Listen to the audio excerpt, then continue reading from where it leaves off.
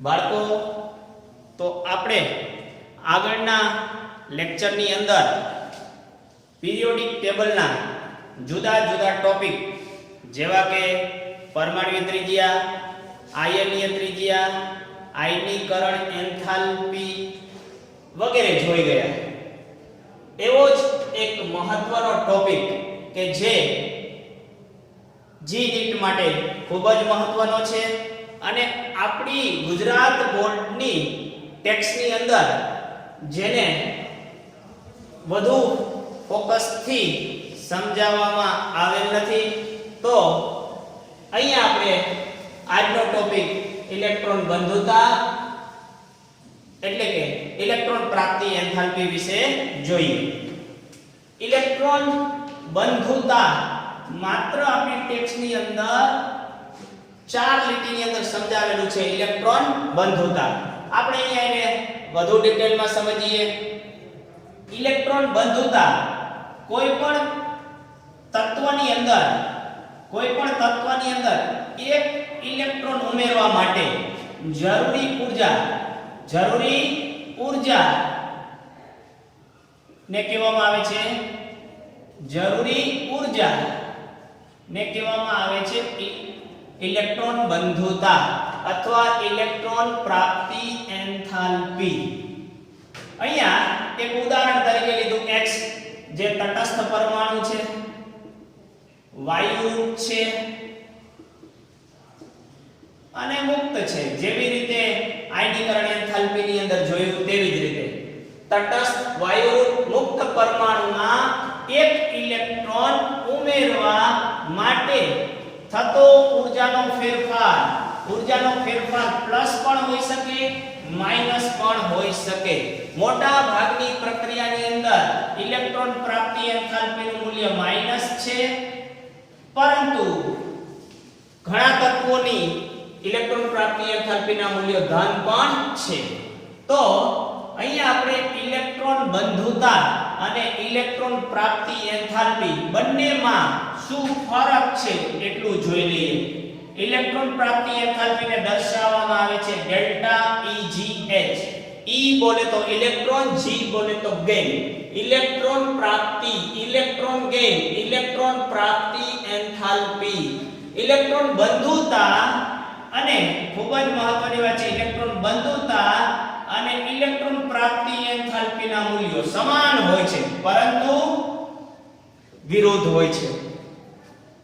Electron પ્રાપ્તિ enthalpy અને electron બંધુતા ઇંગ્લિશમાં એને કહેવામાં આવે છે ઇલેક્ટ્રોન એફિનિટી. ઇલેક્ટ્રોન બંધુતા, ઇલેક્ટ્રોન એફિનિટી અને ઇલેક્ટ્રોન પ્રાપ્તિ એન્થાલ્પીના મૂલ્યો સમાન પરંતુ વિરુદ્ધ હોય છે. દાખલા તરીકે અહીંયા x માઈનસ x એક ઇલેક્ટ્રોન મેળવો, x માઈનસ બન્યો. અહીંયા ઊર્જાનો ફેરફાર દાખલા તરીકે 12 ઇલેક્ટ્રોન વોલ્ટ છે. 12 ઇલેક્ટ્રોન વોલ્ટ મતલબ અહીંયા પ્લસ 12 ઇલેક્ટ્રોન વોલ્ટ મતલબ 12 ઇલેક્ટ્રોન વોલ્ટ જેટલી ઊર્જા છૂટી પડી. ઊર્જા છૂટી પડે છે, ઊર્જા મુક્ત થાય છે, મતલબ પ્રક્રિયા તમારી ઉષ્માક્ષેપક છે. કેવી છે? ઉષ્માક્ષેપક પ્રક્રિયા છે. તો આ 12 ઇલેક્ટ્રોન વોલ્ટ જેટલી ઊર્જા છૂટી પડે છે તો 12 ઇલેક્ટ્રોન વોલ્ટ એ ઇલેક્ટ્રોન એફિનિટી છે. આની ઇલેક્ટ્રોન એફિનિટી 12 ઇલેક્ટ્રોન વોલ્ટ છે. તેની ઇલેક્ટ્રોન પ્રાપ્તિ એન્થાલ્પી -12 ઇલેક્ટ્રોન વોલ્ટ છે.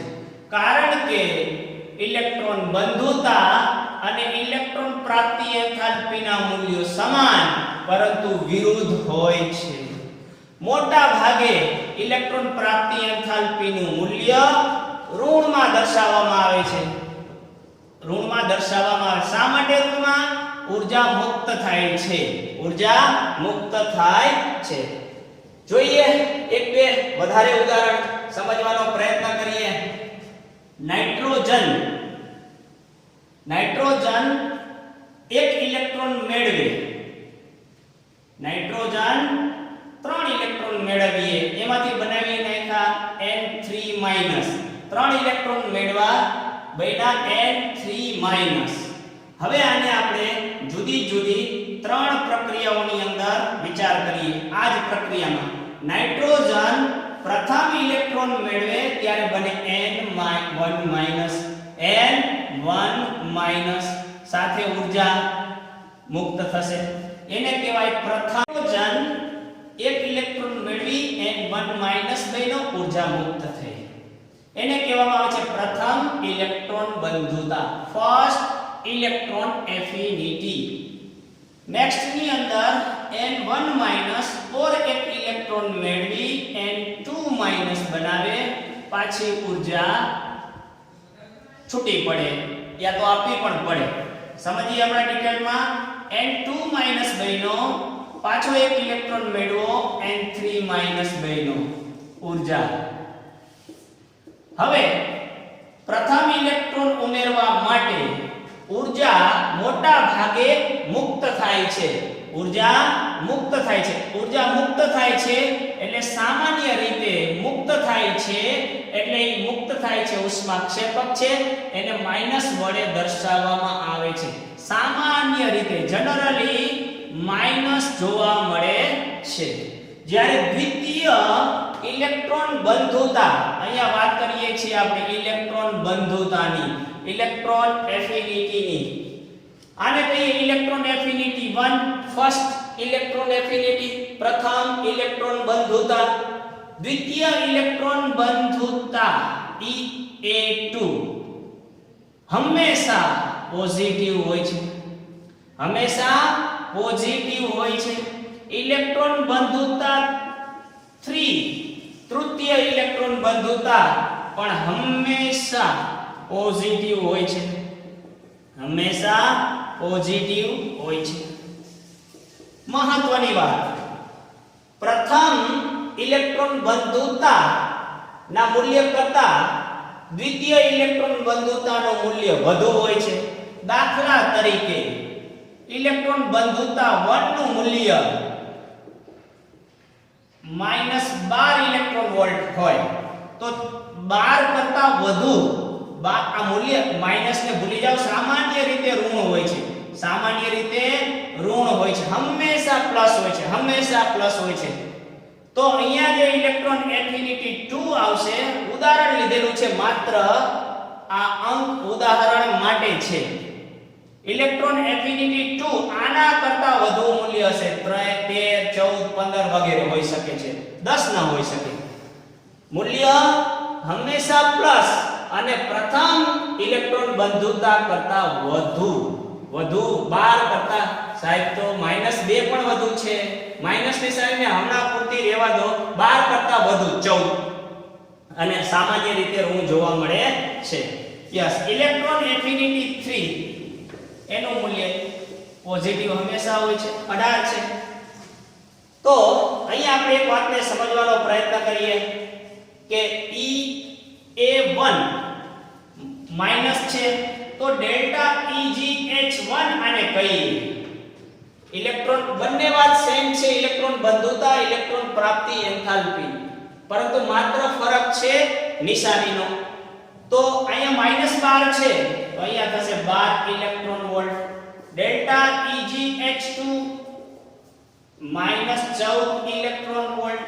Delta EgH3 -18 electron volt. આના ઉપરથી ક્વેશ્ચન ને સમજવાનો પ્રયત્ન કરીએ. હવે મહત્વની વાત છે, આપણને પ્રશ્ન પૂછે કે આ પ્રક્રિયાની અંદર ઇલેક્ટ્રોન એફિનિટી નું મૂલ્ય શું હશે? ઓપ્શન આપેલા છે. ઓપ્શન છે A electron affinity 1 plus electron affinity 2 plus electron affinity 3 greater than 0. Option B less than 0. Option C is equal to 0. Option D એક પણ નહીં, ઉપરોક્ત એક પણ નહીં. ચાર ઓપ્શન છે. આ પ્રક્રિયા માટે ઇલેક્ટ્રોન એફિનિટી નું મૂલ્ય 0 કરતા મોટું, 0 કરતા નાનું, 0 જેટલું કે એક પણ નહીં.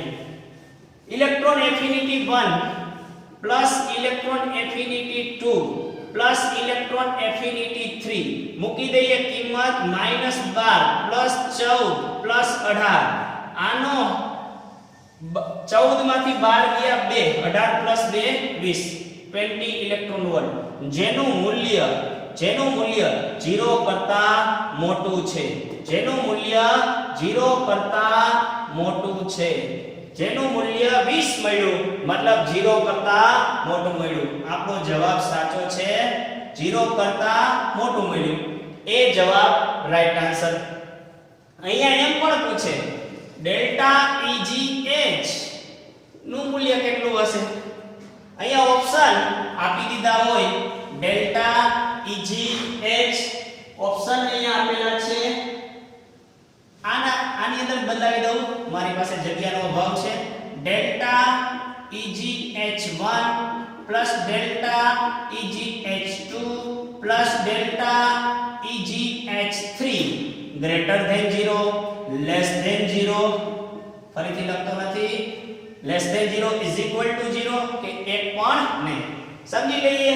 અહીંયા ડેલ્ટા EGH ના મૂલ્યો પણ આપ્યા છે. Delta EGH1 plus delta EGH2 plus delta EGH3 મૂકી દઈએ કિંમત એની અંદર 12 -14 -18 જવાબ આવશે -20 electron volt. -20 delta EGH generally kilo joule પર મોલ માં મેળવવામાં આવે છે. કિલો જૂલ પર મોલ. અહીંયા એકમ છે કિલો જૂલ પર મોલ, તો અહીંયા પણ એકમ કિલો જૂલ પર. ગમે તે ઇલેક્ટ્રોન વોલ્ટ કિલો જૂલ પર મોલ કોઈ પણ એકમ લખી શકાય છે. ઇલેક્ટ્રોન વોલ્ટ યા કિલો જૂલ પર મોલ. મતલબ આ ત્રણેયનો ઇલેક્ટ્રોન પ્રાપ્તિ એન્થાલ્પીનો સરવાળો માઈનસ આવ્યો. મતલબ ત્રણેયની ઇલેક્ટ્રોન પ્રાપ્તિ એન્થાલ્પીનું મૂલ્ય 0 કરતા નાનું આવ્યું. તો જવાબ તમારો ડેલ્ટા EGH માટે જવાબ છે 0 કરતા નાનું. ઋણ મૂલ્ય મળ્યું. અહીંથી પણ તમે કહી શકે ઇલેક્ટ્રોન પ્રાપ્તિ એન્થાલ્પીનું મૂલ્ય 0 કરતા મોટું. જો ઇલેક્ટ્રોન પ્રાપ્તિ એન્થાલ્પીનું મૂલ્ય 0 કરતા મોટું તો ઇલેક્ટ્રોન બંધુતાનું મૂલ્ય 0 કરતા મોટું, તો ઇલેક્ટ્રોન પ્રાપ્તિ એન્થાલ્પીનું મૂલ્ય 0 કરતા નાનું મળે. Very important. અહીંથી આપણને આ જીનીટ ની અંદર એક્ઝામ્પલ પૂછાઈ શકે છે. ફરી એક વખત નજર કરીએ. ઇલેક્ટ્રોન બંધુતા તટસ્થ વાયુરૂપ મુક્ત પરમાણુમાં એક ઇલેક્ટ્રોન ઉમેરવા માટે જરૂરી ઉષ્માનો ફેરફાર પ્લસ પણ હોઈ શકે માઈનસ પણ હોઈ શકે છે. પ્લસ પણ હોઈ શકે માઈનસ પણ હોઈ શકે છે. ઇલેક્ટ્રોન પ્રાપ્તિ એન્થાલ્પીને અસર કરતા પરિબળો. ઇલેક્ટ્રોન પ્રાપ્તિ એન્થાલ્પીને અસર કરતા પરિબળો. ઇલેક્ટ્રોન પ્રાપ્તિ એન્થાલ્પી ઉપર કયા કયા પરિબળો અસર કરે છે?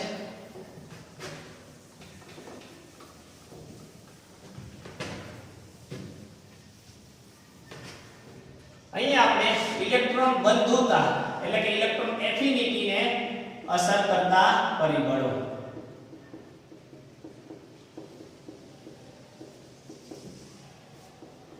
ઇલેક્ટ્રોન એફિનિટી અને પરમાણ્વીય કદને વ્યસ્ત સંબંધ છે.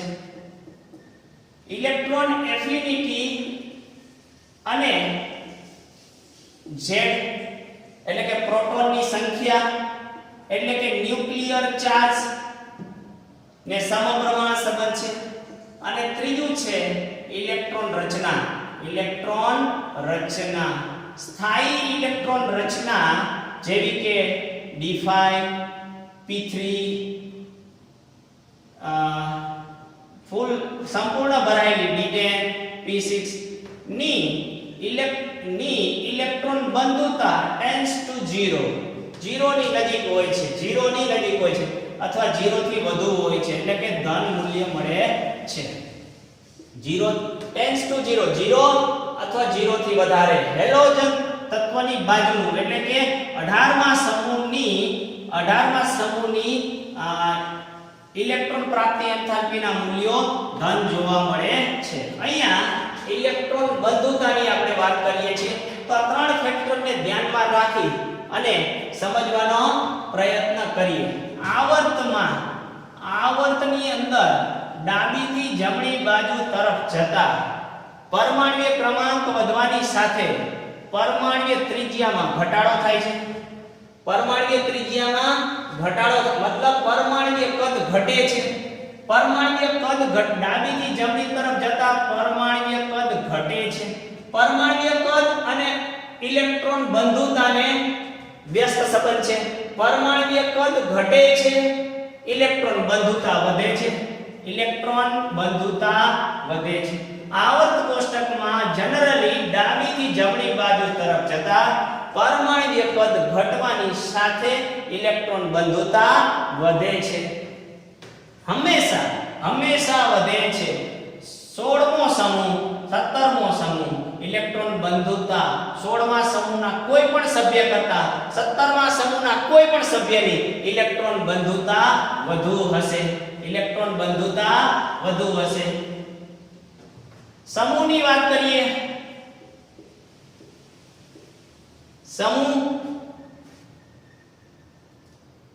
ની વિચાર કરીએ. સમૂહ ઉપરથી નીચે તરફ જતા સમૂહમાં ઉપરથી નીચે તરફ જતા પરમાણ્વીય કદ વધે છે. પરમાણ્વીય કદ વધે છે. પરમાણ્વીય કદના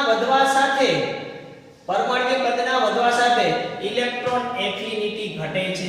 ઇલેક્ટ્રોન બંધુતા ઘટે છે. ઇલેક્ટ્રોન બંધુતા ઘટે છે. સાથે સાથે અહીં આપણે ડેલ્ટા EGH ની વાત કરીએ. પરમાણ્વીય કદ ઘટે, ડાબીથી જમણી તરફ જતા પરમાણ્વીય કદ ઘટે છે. આયનીકરણ એન્થાલ્પી આગળના લેક્ચરની અંદર જોઈ ગયા આપણે. ડાબીથી જમણી બાજુ તરફ જતા પરમાણ્વીય કદ ઘટે છે. આયનીકરણ એન્થાલ્પી વધે છે. ઇલેક્ટ્રોન એફિનિટી પણ વધે છે. ડેલ્ટા EGH નું મૂલ્ય પણ વધે. ઇલેક્ટ્રોન એફિનિટી વધે, ડેલ્ટા EGH પણ વધે. પણ આપણને ખબર છે ઇલેક્ટ્રોન એફિનિટી અને ડેલ્ટા EGH નું મૂલ્ય સમાન પરંતુ વિરુદ્ધ છે. આ વધે, ડેલ્ટા EGH પણ વધે, પણ કેવી વધે? ઋણ વધે. ઋણ મૂલ્ય વધે છે. એટલે આગળ સાઇન હશે માઈનસ ની. સમૂહમાં ઉપરથી નીચે તરફ જઈ પરમાણ્વીય કદ વધે, ઇલેક્ટ્રોન બંધુતા ઘટે. ઇલેક્ટ્રોન બંધુતા ઘટે, ડેલ્ટા EGH પણ ઘટે, પણ ઋણ મૂલ્ય ઘટે. ઋણ મૂલ્ય ઘટે. ડેલ્ટા EGH એટલા માટે ઋણ મૂલ્યની અંદર દર્શાવવામાં આવે છે, જેના કારણે ઉષ્માગતિશાસ્ત્રના નિયમને ખલેલ પડે નહીં. તો આવર્ત અને સમૂહ. ઇલેક્ટ્રોન બંધુતાની વાત કરીએ. ફ્લોરીન અને chlorine. Fluorine, chlorine, bromine, iodine. સમૂહમાં ઉપરથી નીચે તરફ જતા સમૂહ છે ઉપરથી નીચે તરફ જતા પરમાણ્વીય કદ વધે, ઇલેક્ટ્રોન બંધુતા ઘટે. મતલબ ઇલેક્ટ્રોન બંધુતા ઘટે. ઇલેક્ટ્રોન બંધુતા ઘટે. સૌથી વધારે ફ્લોરીનની, એથી ઓછી ક્લોરીનની, એથી ઓછી બ્રોમીનની, એથી ઓછી આયોડીન. પરંતુ આ ક્રમ છે ખોટો. શા માટે? ઇલેક્ટ્રોન બંધુતા એટલે કે ઇલેક્ટ્રોન મેળવવો છે. ઇલેક્ટ્રોન મેળવે છે. ઇલેક્ટ્રોન મેળવવાની વાત છે. અહીંયા સરખામણી કરીએ ફ્લોરીનની અને ક્લોરીનની. ફ્લોરીનનું કદ નાનું, ક્લોરીનનું કદ મોટું. ફ્લોરીન આપણા આવર્ત નંબર 2 ની અંદર છે, ક્લોરીન આવર્ત નંબર 3 ની અંદર છે. કદ મોટું છે ક્લોરીનનું, ઇલેક્ટ્રોન દૂર છે. આમાં ઇલેક્ટ્રોન પોતાના નજીક છે. ઇલેક્ટ્રોન ઉમેરવો છે. તો ફ્લોરીનમાં કદ નાનું હોવાના કારણે ઇલેક્ટ્રોન ઉમેરવો મુશ્કેલ છે. ઇલેક્ટ્રોન વચ્ચેનું અપાકર્ષણ વધી જાય છે. જ્યારે ક્લોરીનનું કદ મોટું હોવાના, ફ્લોરીનની સાપેક્ષે કદ મોટું હોવાના કારણે ઇલેક્ટ્રોન સરળતાથી ઉમેરી શકાય છે. સરળતાથી ઉમેરી શકાય છે ફ્લોરિનની સાપેક્ષે. માટે ઇલેક્ટ્રોન એફિનિટી ક્લોરીનની વધારે છે ફ્લોરિન કરતા. બાકીનો ક્રમ સેમ. એક જ ફરક છે ક્લોરીન અને ફ્લોરિનનો ફરક છે. શેના કારણે? પરમાણ્વીય કદના કારણે. ઇલેક્ટ્રોનના અપાકર્ષણ કદ નાનું છે, અપાકર્ષણ વધુ થવાના કારણે ઇલેક્ટ્રોન પ્રાપ્ત કરવો ફ્લોરિનને મુશ્કેલ છે, ક્લોરીનની સાપેક્ષે વધુ છે. રેગ્યુલર ટ્રેન્ડ પ્રમાણે ઇલેક્ટ્રોન એફિનિટી ઘટે, પરંતુ ફ્લોરિન કરતા ક્લોરીનની ઇલેક્ટ્રોન એફિનિટી ઓછી હોવી જોઈએ, પરંતુ ફ્લોરિન કરતા ક્લોરીનની ઇલેક્ટ્રોન એફિનિટી ઇલેક્ટ્રોન બંધુતા વધુ છે, જેનું કારણ અહીંયા છે. સેમ ટુ સેમ 17મો સમૂહ છે આપણો. 15મો સમૂહ છે boron, carbon, nitrogen, oxygen, fluorine. 17મા સમૂહ માટે જોયું ફ્લોરિન કરતા ક્લોરીનની ઇલેક્ટ્રોન એફિનિટી વધુ છે. સેમ ઓક્સિજન કરતા સલ્ફરની ઇલેક્ટ્રોન એફિનિટી વધુ છે. નાઇટ્રોજન નાપાસ, નાઇટ્રોજન ફોસ્ફર, નાઇટ્રોજન કરતા ફોસ્ફરસની ઇલેક્ટ્રોન એફિનિટી વધુ છે. હોવી જોઈએ ઓછી, પણ વધુ છે. એનું કારણ છે બીજા સમૂહના તત્વોના કદ નાના હોવાના કારણે તેના તરત પછીનો એટલે કે નાઇટ્રોજન પછી ફોસ્ફરસની ઇલેક્ટ્રોન બંધુતાનું મૂલ્ય વધુ છે. તો બે વાત અહીંયા આપણે શીખ્યા. હંમેશા કોઈ પણ સમૂહ 16મો સમૂહ છે, 15, 14, 13, કોઈ પણ 16મા સમૂહની ઇલેક્ટ્રોન એફિનિટી કરતા 17મા સમૂહની વધુ જ હોય. અહીંયા આપણે ઇલેક્ટ્રોન બંધુતાના ક્રમ માટે એક ઉદાહરણ લઈએ. Oxygen, selenium, chlorine, iodine.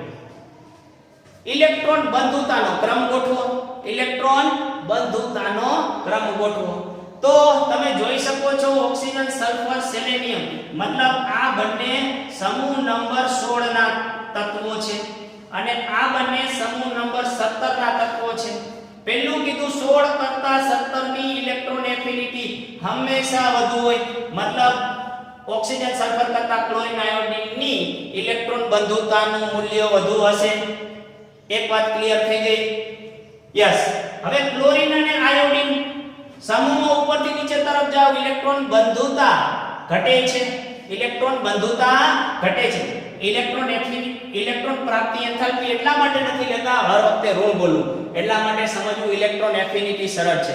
Regular ટ્રેક્સમાં સ્ટુડન્ટને ગડબડ થાય છે, તેનું કારણ આ રોંગ મૂલ્યની વાત છે એટલા માટે. એટલે ઇલેક્ટ્રોન એફિનિટીને ધ્યાનમાં રાખીને સમજીએ, બહુ સરળતાથી ટોપિક સમજાઈ જાય છે. ઓકે, ક્લોરીન અને આયોડીન. ક્લોરીન કરતા આયોડીન કરતા ક્લોરીનની ઇલેક્ટ્રોન એફિનિટી વધુ. સમૂહમાં ઉપરથી નીચે તરફ જઈ ઇલેક્ટ્રોન એફિનિટી ઘટે, મતલબ આયોડીન કરતા ક્લોરીનની એફિનિટી વધારે છે.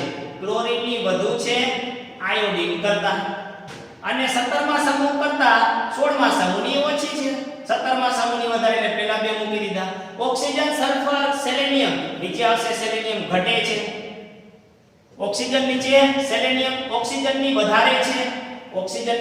સેલેનિયમની સૌથી ઓછી. ઇલેક્ટ્રોન એફિનિટીનો ઉતરતો ક્રમ સૌથી વધુ. 4 માં સૌથી વધુ ક્લોરીનની ઇલેક્ટ્રોન એફિનિટી, સૌથી ઓછી સેલેનિયમની ઇલેક્ટ્રોન એફિનિટી. તો આપણને આવી રીતે ઇલેક્ટ્રોન એફિનિટી વિશે પૂછી શકે છે. ખૂબ જ મહત્વની વાત છે. બે વાત ધ્યાનમાં રાખો. કોઈ પણ સમૂહ એના પછીના સમૂહ કરતા ઇલેક્ટ્રોન એફિનિટી ઓછી હોય. જેમ ક્રમ વધે એમ ઇલેક્ટ્રોન એફિનિટી વધે. 16મા સમૂહ કરતા 17મા સમૂહની ઇલેક્ટ્રોન એફિનિટી વધારે. અહીંયા ડાબીથી જમણી બાજુ જાઓ, ઇલેક્ટ્રોન એફિનિટી વધે છે, ઇલેક્ટ્રોન બંધુતા વધે છે. વધુ સ્થાયી એવો પણ પ્રશ્ન પૂછે, કોણ વધુ સ્થાયી? ઉદાહરણ છે boron minus, lithium minus. Electron રચના લખીએ. બોરોનનો પરમાણુ ક્રમાંક 5, એક ઇલેક્ટ્રોન મેળવો એટલે બન્યો બોરોન -1 ઇલેક્ટ્રોન રચના 1s2 2s2 2p2 boron minus 5 electron regular 1 electron મેળવો મતલબ 6 2 2 4 plus 2 6 lithium hydrogen helium lithium 3 1 electron મેળવો થયો 2s2 lithium total 4 electron 1s2 2s2 કોણ વધુ સ્થાયી સ્થાયીતા માટે આપણને ખબર છે જેની કક્ષક સંપૂર્ણ ભરાયેલી હોય અહીંયા s કક્ષક પૂર્ણ ભરાયેલી છે એટલા માટે એ ઇલેક્ટ્રોન રચના સ્થાયી છે મતલબ લિથિયમ માઈનસ બોરોન -1 કરતા સ્થાયી છે બીજો પ્રશ્ન પૂછે કોણ વધુ સ્થાયી એમ કોણ સરળતાથી ઇલેક્ટ્રોન પ્રાપ્ત કરશે બીજો પ્રશ્ન પૂછે કોણ સરળતાથી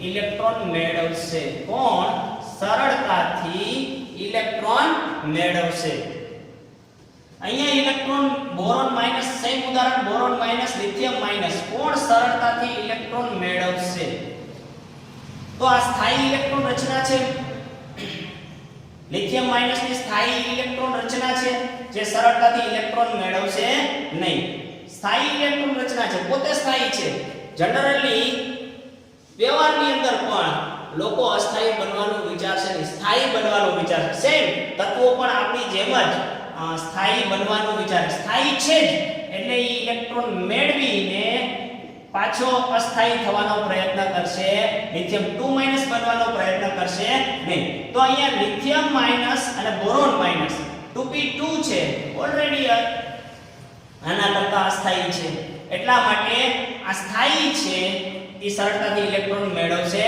નહીં સરળતાથી ઇલેક્ટ્રોન કોણ મેળવશે બોરોન મેળવશે કોણ વધુ સ્થાયી એટલે સ્થાયીતા અને ઇલેક્ટ્રોન મેળવવાની વૃત્તિ પરસ્પર વિરોધી છે વ્યસ્ત સંબંધ છે જે વધુ સ્થાયી એ સરળતાથી ઇલેક્ટ્રોન મેળવે નહીં કોણ સરળતાથી ઇલેક્ટ્રોન મેળવશે બોરોન માઈનસ સરળતાથી ઇલેક્ટ્રોન મેળવે છે લિથિયમ માઈનસ કરતા તો આજે આપણે વિદ્યાર્થી મિત્રો આટલું રાખીએ ઇલેક્ટ્રોન એફિનિટી અને ઇલેક્ટ્રોન પ્રાપ્તિ એન્થાલ્પી વચ્ચેનો બરાબર તફાવત સમજીએ બંનેના મૂલ્યો સમાન છે માત્ર નિશાની